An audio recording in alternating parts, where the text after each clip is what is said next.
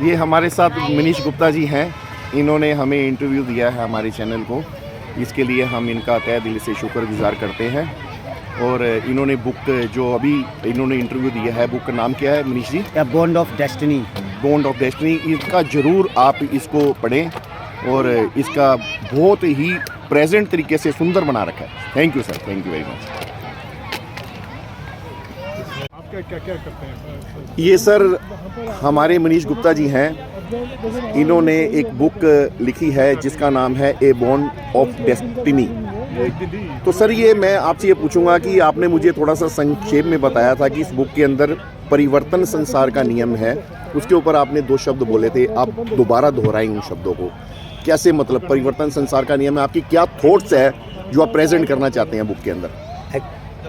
इस बुक में हमने परिवर्तन को जो पिछले विगत 70 सालों में इस देश में हुआ है, जो कि हमने सोसाइटी के सबसे निचले तबके से लेके एलीट क्लास में जो वास्तविक में परिवर्तन हुआ है, उन घटनाओं को लेकर इस परिवर्तन को दिखाया है।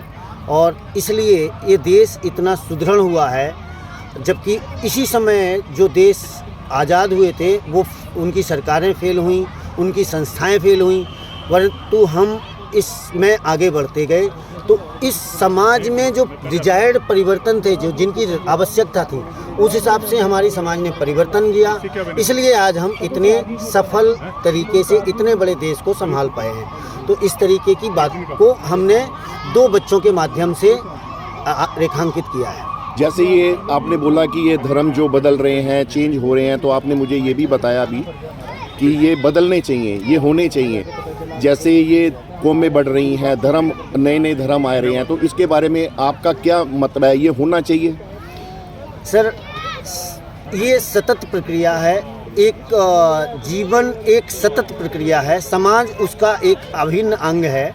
और समाज में अगर परिवर्तन नहीं होगा, परिवर्तन परमावश्यक है। गीता में भी कृष्ण कहते हैं कि परिवर्तन संसार का नियम है। तो ये परिवर्तन होगा तो नए क्लास पैदा होंगे, नई जातियां पैदा होंगी, नए रूप में पैदा होंगी। यदि हमने उनको एक सफलतापूर्वक इस तरीके से समायोजित कर लिया जिससे कि जातियां या क्लासेस बनने से समाज आगे बढ़ेगा, समाज में नए संबंध बनेंगे, समाज ज़्यादा सुदृढ़ होगा, मजबूत होगा, तो हम औरों से बेहतर परफॉर्म कर पाएंगे।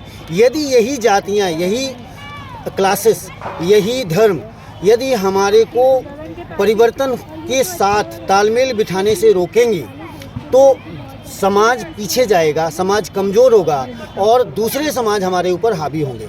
यही आवश्यक है कि हम इस परिवर्तन के साथ तालमेल बनाएं, उन जातियों को, उन नए क्लासेस को एक्सेप्ट करें और उनके जो साइड इफ़ेक्ट हैं उनको हम फिल्टर आउट करके कम से कम करने की कोशिश करें। यानी आपका कहने का मतलब ये है कि परिवर्तन जीवन की एक कुंजी है। परिवर्तन हो तो जीवन सुंदर तरीके से जिया जा सकता है। उसमें चाह आता है, चाह पंजाबी में चाह, जीने का मतलब दिल करता है, तरक्की करने का दिल करता है, न्यू चीज़ें देखने का दिल करता है, न्यू स्वभाव में जाने का दिल करता है, न्यू देशों में घूमने का दिल करता है।